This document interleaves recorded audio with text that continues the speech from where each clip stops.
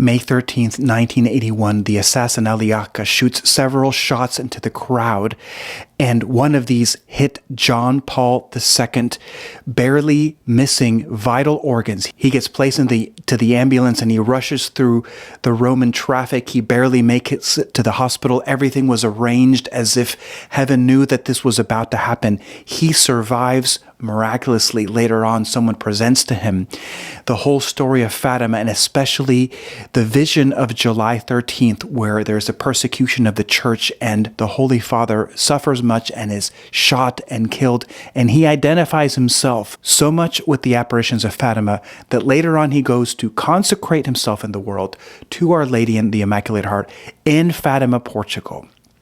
July 13th, 2024, arguably one of the most pro-life presidents that we have ever had, former President Trump. Several shots are fired into the crowd.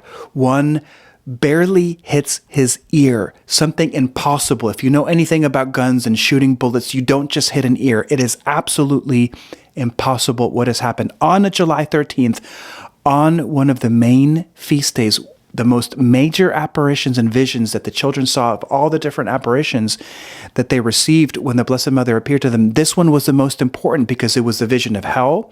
It was the vision of the future world, the future world war, the future persecution of the church and the persecution of the good, that the good would die with the bad, and all these things are presented to them so that they can do penance for the salvation of the world and consecrating the world to the Immaculate Heart. Is it any coincidence that on this day, former President Trump was shot, just like John Paul II was shot on a May 13th?